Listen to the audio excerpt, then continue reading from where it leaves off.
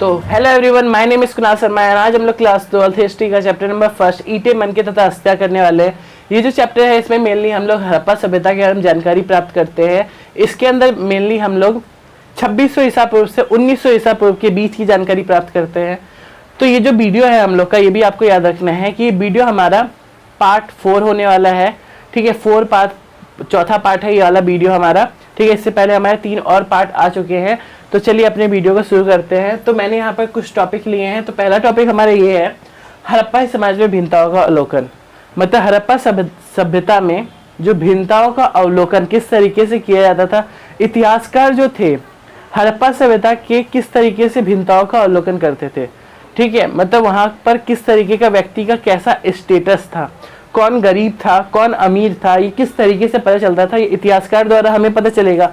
तो वो पता करने के लिए जो वहाँ के लोग थे उनका स्टेटस जानना पड़ेगा। तो उसको जानने के लिए वो क्या करते थे, 2 तरीके अपनाते थे। पहला तरीका उनका है सावधानों के तरीके से। ठीक है, वो लोग क्या करते थे, सावधानों के तरीके से ये सब चीज़ों का पता करते थे। तो सबसे पहले मैंने यहाँ पर लिखा है सावधान मीनिंग क्या होता है, अंतिम संस्कार विधि। ठीक है, अंतिम संस्कार का विधि ही हमारा सावधान होता है। ठीक है, इसमें क्या होता है, व्यक्तियों को दफना दिया जाता है। कब्र, पहले कब्र बनाते हैं और कब्र में व्यक्तियों को दफना दिया जाता है। पहले गड्ढा किए और गड्ढे के बाद कब्र जो बनाया उसमें व्यक्तियों को दफना देते हैं। फिर उसके बाद जितने भी कब्र होते हैं उन सब की बनावट एक दूसरे से अलग होती है और कब्र में ईंटों की चिनाई की जाती है। ठीक है, कब्र में ईंटों की चिनाई की जाती है। इसके अलावा मिट्टी के बर्तन और आभूषण भी हमें कब्र के अंदर देखने के लिए मिले हैं। कब्र के अंदर हमें मिट्टी के बर्तन और आभूषण जैसे सामान हमें देखने के लिए मिले हैं। इसके अलावा इससे ये पता चलता है कि जो हड़प्पा सभ्यता के लोग थे उनको इस चीज़ों की आवश्यकता पड़ती होगी, इसीलिए जो उनके रिलेटिव मेंबर्स होते होंगे वो उसको दे दिया करते होंगे। ठीक है, तो इससे पता चलता है कि वो लोग पुनर्जन्म में विश्वास करते होंगे या फिर मृत्यु के बाद वस्तुओं की उनकी ज़रूरत पड़ती होगी। ठीक है, जो मर चुका है वो वाला व्यक्ति। इसके अलावा पुरुषों और महिला दोनों की कब्र से हमें आभूषण देखने के लिए मिले हैं। ये चीज़ आपको याद रखना है। ठीक है, पुरुष और महिला दोनों के कब्र से हमें आभूषण देखने के लिए मिले हैं। तांबे की दर्पण और मनके के बने आभूषण भी हमें मिले हैं। ठीक है, तांबा का जो दर्पण होता है, शीशा होता है जिससे हम लोग चेहरा देखते हैं, वो भी हमें देखने के लिए मिला है। इसके अलावा हमें मनके के बने आभूषण मतलब जेवर मिला है जो पहनते नहीं है। ठीक है, इसके अलावा मिस्र हड़प्पा सभ्यता के समकालीन था, ये भी आपको याद रखना है। जो मिस्र था, मिस्र की सभ्यता जो थी वो हड़प्पा सभ्यता के समय की ही थी। ठीक है, तो ऐसा बोला जाता है मिस्र में हमें पिरामिड, जो मिस्र से हमें जितने भी पिरामिड मिले हैं, मिस्र की विशालकाय पिरामिड, क्योंकि मिस्र में ज़्यादातर लोग क्या होते थे, राजा महाराजा के लोग रहते थे। तो वहाँ पर पिरामिड होता था, आपको साइड में फोटो भी आ रहा होगा। तो जो पिरामिड होता था उसमें क्या किया जाता था, पहले जो रिलेटिव मेंबर्स जो मर गया, ठीक है, हड़प्पा सभ्यता की बात यहाँ पर नहीं हो रही है, यहाँ पर मिस्र की सभ्यता की बात हो रही है।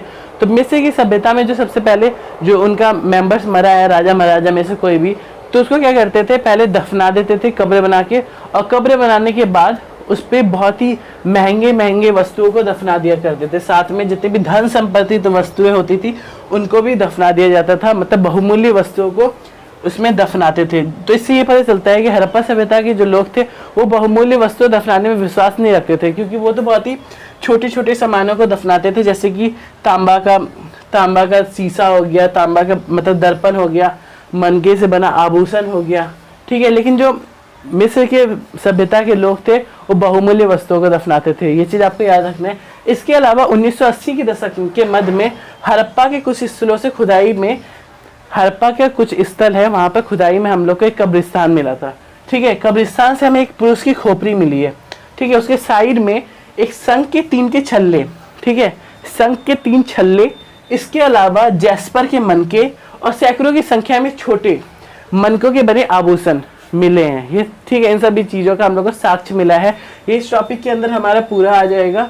ठीक है, इसे ये जितना भी यहाँ पर लिखवाया जा रहा है इन सब चीज़ों का आपको नोट्स भी मिलेगा कि आप अच्छा मार्क्स अचीव कर सके अपने 12th बोर्ड एग्जाम में। ओके एवरीवन, तो अब हम लोग देखते हैं कि जो हड़प्पा सभ्यता के लोग थे उनका सामाजिक आर्थिक भिन्नताओं का अवलोकन करने के लिए इतिहासकार दूसरा क्या तरीका अपनाते थे। जो दूसरा तरीका अपनाते थे उसमें वो लोग अपनाते थे विलासिता, मतलब कि वो लोग थे ना लग्जरी लाइफ स्टाइल को देखते थे, क्या किस तरीके से उनका स्टेटस है। ठीक है, उसके लिए क्या करते थे वो लोग, उपयोगी और विलास की वस्तुओं का अध्ययन करते थे। 2 प्रकार की वस्तुएं यहाँ पर, एक है उपयोगी, एक है विलासिता। तो उपयोगी वस्तुओं में क्या होती है, जो डेली लाइफ स्टाइल में यूज की जाती है, रोजमर्रा के उपयोग में जितनी भी आती है, ठीक है, रोजमर्रा के उपयोग में जितनी भी वस्तुएं आती है जिसमें सामान्य पदार्थ आते हैं वो सब हमारे उपयोगी होते हैं, जिसमें हम लोग का चक्कियाँ हो गया, मृदभान मतलब मिट्टी के बर्तन हो गया, सुइयाँ हो गई, ठीक है, झावा भी है आपके बुक में लिखा हुआ। इसके अलावा जितने भी हमारे आसानी से उपलब्ध हो जाते थे वो सब हमारे उपयोगी वस्तुओं में आते हैं, ठीक है। इसके अलावा जितने भी हमारे पत्थर से बने हुए वस्तुएं होते थे, मिट्टी से बने हुए वस्तुएं होती थी, जितनी भी हमारे ऐसी वस्तुएं जो बहुत ही आसानी से उपलब्ध हो जाती थी वो सब वस्तुएं हमारी उपयोगी वस्तुएं में आती थी, ठीक है। और दूसरी वस्तु है हमारी विलासिता की वस्तु, मतलब जो हमें ऐसे में नहीं मिलती थी, ठीक है, जो बहुत ही दुर्लभ होती थी, ठीक है, दुर्लभ होती थी, महंगी होती थी, ये सब हमारी विलास की वस्तु है, ठीक है। स्थानीय स्तर पर अनुपलब्ध होती थी, उपलब्धि नहीं होती थी। इसके अलावा पुरातत्वविद उन्हें कीमती भी मानते थे, जो पुरानी वस्तुओं की खोजबीन करते हैं उनको हम लोग पुरातत्वविद कहते हैं, ठीक है, मतलब इतिहासकार को ही हम लोग पुरातत्वविद कह सकते हैं, ठीक है। इसके अलावा फ्यांस का हमें पात्र देखने के लिए मिला है जो बहुत ही महंगा वस्तु हुआ करता था, जो फ्यांस का पात्र है ही बहुत ही महंगा वस्तु हुआ करता था, जो घिसी हुई रेत मतलब बालू या फिर घिसी हुई रेत को मिला दिया जाता था, उसमें क्या करते थे वो लोग कलर मिलाते थे, कोई ना कोई कलर तो देना पड़ेगा ना, क्योंकि उसको कलरफुल भी करना है।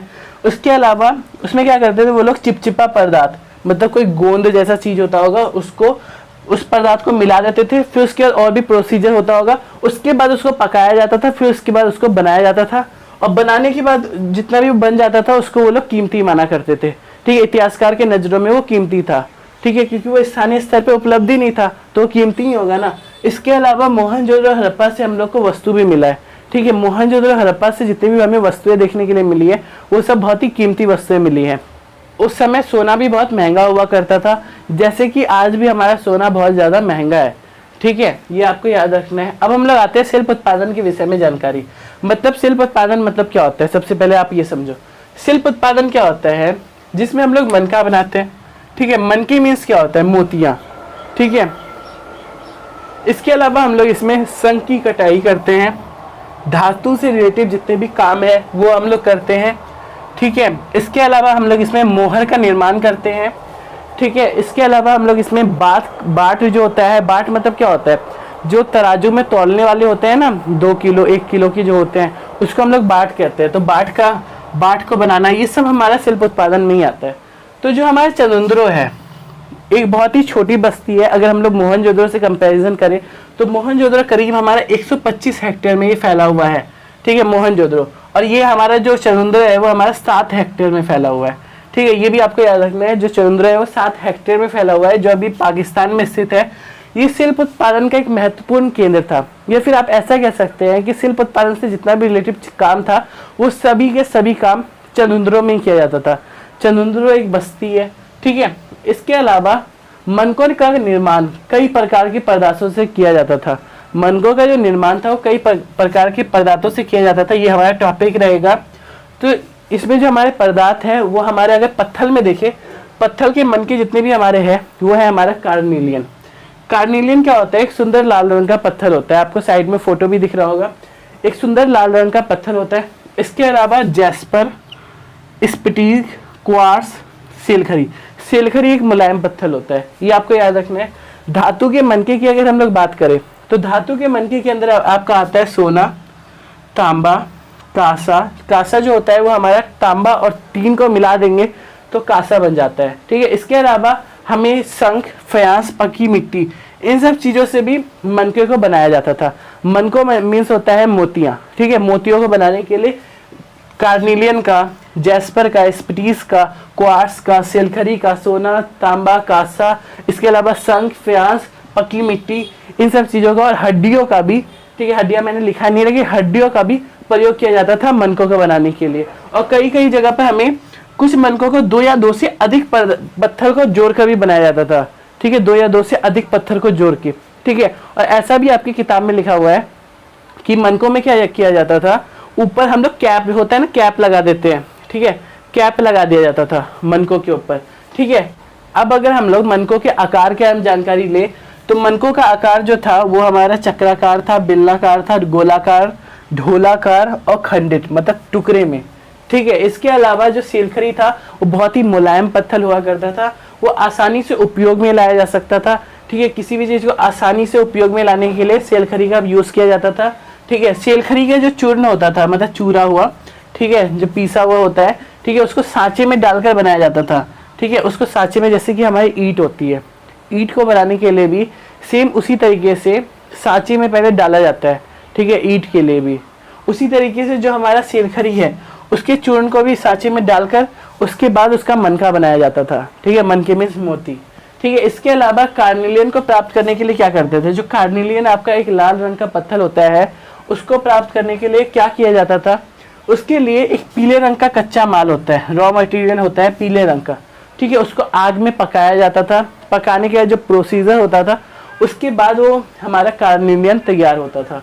ठीक है, अब अगर हम लोग देखें कि मनकों की प्रक्रिया पूरी कैसे होती थी, तो मनकों की प्रक्रिया पूरी करने के लिए पहले उसमें घिसाई की जाती थी। घिसाई क्यों करते थे? क्योंकि उसमें उसको आकार देने के लिए, ठीक है, आकार देने के लिए उसमें घिसाई की जाती थी। फिर उसको चमकदार बनाने के लिए पॉलिश किया जाता है। ठीक है, पॉलिश करते थे और देन लास्ट में क्या करते थे? छेद किया जाता था उसमें। ठीक है, मनके में पहले क्या करते थे? घिसाई करते हैं, आकार देंगे अच्छा जैसा आकार, फिर उसको पॉलिश करेंगे, चमकदार बनाएंगे, फिर उसके बाद उसमें छेद करेंगे। ठीक है, क्योंकि उसके अंदर धागा डालेंगे और धागा से उससे माला बना लेंगे। इस तरीके से उनका प्रोसेस चलता था। इसके अलावा हमें लोथल, चनुंद्रो, धौलावीरा से छेद करने के उपकरण मिले हैं, मतलब टूल्स मिले हैं हमें छेद करने के। ठीक है, ये 1 मार्क्स के लिए बहुत ही इंपॉर्टेंट क्वेश्चन है ये हमारा। ठीक है, 1 मार्क्स के लिए इंपॉर्टेंट क्वेश्चन होने वाला है। नागेश्वर, बालाकोट से हमें शंख की वस्तुएं, जिसमें हमें चूड़ियाँ, करछियाँ, ठीक है, और पच्चीकारी जो हमारा एक आर्ट होता है, ये हमें देखने के लिए मिला है। ठीक है, 1 मार्क्स के लिए ये भी हमारा इंपॉर्टेंट क्वेश्चन है। यहाँ से बना वस्तु दूसरे बस्तियों या फिर स्थानों तक भी जाता था। जो जितने भी यहाँ से बनाई गई वस्तुएं होती थी, जो हमारा चनुंद्रो से हो गया, नागेश्वर, बालाकोट, यहाँ से जितनी भी वस्तुएं बनाई जाती थी, ठीक है, यहाँ से वस्तुएं बनाने के बाद दूसरी बस्तियों तक इसे पहुँचाया जाता था। ठीक है, फॉर एग्जाम्पल के लिए मान लो इसे हड़प्पा सभ्यता में, मोहनजोदड़ो में पहुंचाया जाता था, दूसरे जगह में पहुंचाया जाता था, दूसरे बस्तियों में। ओके एवरीवन, तो अब हम लोग का अगला टॉपिक है इतिहासकारों द्वारा उत्पादन केंद्रों की पहचान। मतलब जो इतिहासकार थे वो किस तरीके से उत्पादन केंद्रों की पहचान किया करते थे, उसको हम लोग अभी समझने जा रहे हैं। तो उसके लिए क्या होता था, वो लोग सबसे पहले शिल्प का निर्माण कहाँ पर हुआ, पहले वो ये देखते थे कि जो शिल्प है वो कहाँ पर बना। शिल्प का अर्थ यहाँ पर क्या है? शिल्प का अर्थ है मनके बनाना, बाट बनाना। ठीक है, ये सब चीज हमारे शिल्प के अंदर ही आते हैं। ठीक है, इसके अलावा इतिहासकार कई प्रमाण भी ढूंढते थे। अब इतिहासकार हम लोग का सबूत ढूंढा करते थे कि कहाँ से हमें क्या चीज कैसे मिला है। ठीक है, जैसे कि उनको छोटे छोटे टुकड़े मिल गए तो वही उनका सबूत बन गया। ठीक है, इसके अलावा परस्पर पिंड, ठीक है, उन्हें परस्पर पिंड, पूरे शंख, ठीक है, तांबा, अयस्क जैसे पदार्थ भी उन्हें मिले हैं। फॉर एग्जाम्पल के लिए मैंने लिखा है रॉ मटेरियल, जो हमारा कच्चा माल होता है, औजार, अपूर्ण वस्तुएं, त्याग दिया गया माल, ठीक है, कूड़ा करकट, ये सब चीज हमें देखने के लिए मिला है। ठीक है, कूड़ा करकट अच्छे संकेतकों के रूप में उस समय देखा जाता था। जो इतिहासकार है उसके लिए अगर देखा जाए तो कूड़ा करकट बहुत ही अच्छे संकेतक के रूप में है, क्योंकि एक इतिहासकार को ये चाहिए होता है कि उनको कोई सबूत मिले, चाहे वो कुछ भी हो। ठीक है, ये कूड़ा करकट मतलब ये नहीं है कि हमारा जो गली मोहल्ले में कूड़े करकट फेंके जाते हैं वो वाला कूड़ा करकट नहीं है। ये कूड़े करकट एक छोटे छोटे पदार्थ, जैसे आप कह सकते हैं कि बहुत ही छोटे छोटे पदार्थ होते हैं। जैसे कि शंख को काटा गया तो उसका छोटा छोटा पदार्थ बच गया, पत्थर को काटा गया तो उसका छोटा छोटा पदार्थ बच गया। इस तरीके के ये कूड़े करकट हुआ करते थे। इसके अलावा वस्तु को बनाने के लिए जिन पदार्थों को काटा जाता था, जिसमें शंख और पत्थर है, ठीक है, पदार्थ के टुकड़े को उत्पादन स्थल में छोड़ा जाता था। ठीक है, जो पदार्थ के टुकड़े होते थे उस समय जितने भी हड़प्पा वासी होते थे वो उत्पादन केंद्रों में उस समय छोड़ दिया करते थे। ठीक है, क्योंकि वो अपना तो काम करके निकल जाएंगे ना। फिर क्या होता था, बहुत ज़्यादा छोटे जो टुकड़े होते थे उनका तो यूज़ नहीं होता था, लेकिन जो थोड़ा सा बड़े होते थे, ठीक है, सबसे बड़े जो है उसका तो यूज़ हो गया, फिर उससे जो छोटे से थे उसका भी यूज़ हो जाता था, और उसके जो उससे भी छोटे होते थे उसका यूज़ नहीं होता था, वो वेस्ट मटेरियल के रूप में उसको फेंक दिया जाता था। तो वो चीज़ इतिहासकारों को बहुत अच्छा काम किया करता था। इसके अलावा छोटे आकार के टुकड़े का यूज़ छोटे वस्तुएं बनाने में किया करता था। ठीक है, जो छोटे आकार के टुकड़े होते थे उसका यूज़ किया जाता था छोटे वस्तुएं बनाने में। और इससे पता चलता है कि हड़प्पा और मोहनजोदड़ो में शिल्प उत्पादन का कार्य किया जाता होगा। ठीक है, तो यही था हम लोग का इतिहासकारों द्वारा उत्पादन केंद्रों की पहचान किस तरीके से की जाती थी। यहाँ पर इतिहासकार के बदले अगर पुरातत्वविद लिखा जाएगा तब भी कोई अंतर नहीं होगा। ठीक है, क्योंकि पुरानी चीज़ों को खोजने वाला ही पुरातत्वविद होता है, उसी तरीके से इतिहासकार भी हमारा सेम ही है। ठीक है, अब हम लोग अपने अगले टॉपिक की ओर आते हैं। तो हमारा अगला टॉपिक है शिल्प उत्पादन में कच्चे माल की प्राप्ति। मतलब कि कच्चे माल की प्राप्ति किस तरीके से की जाती थी शिल्प उत्पादन के लिए। तो उसके लिए क्या किया जाता था, दो ही तरीका था। एक तो अपने घर में मिल रहा है, ठीक है, मतलब स्थानीय क्षेत्र पर मिल रहा है, जैसे कि मिट्टी। ठीक है, जो मिट्टी है वो अपने स्थानीय क्षेत्र पर मिल रहा है, अपने आसपास गली मोहल्ले में मिल रहा है, ऐसा समझो। उसके अलावा जो दूर से या बाहर से मंगाया जाता था वो था हमारा पत्थर, लकड़ी, धातु। ठीक है, ये सब, ये जितने भी चीजें मैंने बताई, ये तीन चीज, ये तीनों के तीनों जो है ये हमारा मंगाया जाता था जलोढ़ मैदान के बाहर से। ठीक है, ये जलोढ़ मैदान के बाहर से मंगाया जाता था। इसके अलावा अगर हम लोग इसी के अंदर जो हमारा एक और टॉपिक बनता है वो है हमारा उपमहाद्वीप तथा उससे आगे से आने वाला माल। ठीक है, उपमहाद्वीप और उससे आगे से आने वाला जितना भी हमारा माल है उसको हम लोग देखते हैं। तो शिल्प उत्पादन के लिए माल प्राप्त करने के कई सारे तरीके थे। ठीक है, जो हड़प्पा वासी थे वो कई सारे तरीके अपनाया करते थे। इसके अलावा अगर हम लोग बात करें तो नागेश्वर और बालाकोट से हमें शंख के कुछ साक्ष्य भी देखने के लिए मिले हैं। ठीक है, इसके अलावा जो हमारा सोरतुघई है जो आज अफगानिस्तान में पड़ता है, वहां पर हमें नीले रंग का लाजवत मणि देखने को मिला है। ठीक है, ये जो सोरतुघई है, मैंने पार्ट 1 में भी ये आपको बताया था, सोरतुघई से हमें नहरों के साक्ष्य भी देखने के लिए मिले हैं। इसके अलावा अगर हम लोग बात करें तो लोथल जो गुजरात के बरोच में स्थित है, वहां से हमें कार्निलियन जो एक लाल रंग का पत्थर होता है वो देखने के लिए मिला है। इसके अलावा दक्षिणी राजस्थान और उत्तरी गुजरात से हमें सेलखरी जो बहुत ही मुलायम पत्थर होता है वो हमें देखने के लिए मिला है। कच्चे माल प्राप्त करने की नीति, जितने भी हमारे हड़प्पा वासी थे वो सब कच्चे माल प्राप्त करने की नीति बनाया करते थे। वो क्या करते थे, कई क्षेत्रों में अभियान भेजा करते थे। यहाँ पर कई क्षेत्र का अर्थ क्या है, यहाँ पर जो हमारा राजस्थान है जो क्षेत्रीय अंचल में पड़ता है। इसके अलावा जो हमारा दक्षिण भारत है, ठीक है, राजस्थान में अगर आप बात करेंगे तो वहाँ पर तांबा हमें प्राप्त हुआ है, राजस्थान के खेतरी से हमें तांबा प्राप्त हुआ है। इसके अलावा दक्षिण भारत से हमें सोना प्राप्त हुआ है। ये आपको पता भी होगा, ये जीके का क्वेश्चन भी बन जाता है। इसके अलावा जैसे कि मैंने बताया कि कच्चे माल प्राप्त करने की नीति, कई क्षेत्रों में अभियान चलाया जाता था। हड़प्पा वासी जितने भी थे वो सब कच्चे माल को प्राप्त करने के लिए पहले एक पॉलिसी बनाते थे, उसके बाद अभियान चलाते थे और अभियान के माध्यम से स्थानीय समुदायों के साथ संपर्क बनाते थे। जितने भी मान लेते हैं वो जिधर भेजे हैं वहां पर जितने भी स्थानीय समुदाय होंगे उसके साथ संपर्क बनाया करते थे। और क्षेत्रीय क्षेत्र से हमें जितना भी साक्ष्य मिला है उसे पुरातत्वविद कहते हैं गणेश्वर जोधपुरा संस्कृति। बहुत इंपॉर्टेंट क्वेश्चन है ये, 1 मार्क्स के लिए इंपॉर्टेंट क्वेश्चन। ठीक है, इसके अलावा अगर हम लोग बात करें तो खेतरी क्षेत्र की विशिष्ट मेजबान शैली थी।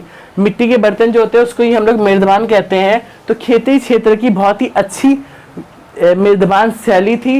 इसके अलावा ये अगर हम लोग इसका कंपैरिजन हड़प्पा वासी से करें तो हड़प्पा वासी जितने भी हैं उनकी मेजबान शैली खेतरी क्षेत्र के लोगों से बिल्कुल ही अलग थी।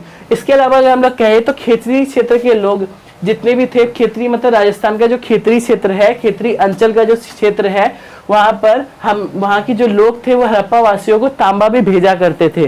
ठीक है, खेतरी क्षेत्र के जितने भी लोग थे वो सब हड़प्पा वासियों को तांबा भी भेजा करते थे। ठीक है, तो यही था हम लोग का लास्ट टॉपिक रहेगा। ये हमारा पार्ट 4 का वीडियो होने वाला है। अगर आपको ये वीडियो इन्फॉर्मेटिव और अच्छा लगे तो आप कमेंट करके जरूर बताएं कि ये वीडियो किस तरीके का बना और अपनी तरफ से एक लाइक जरूर कीजिए। धन्यवाद।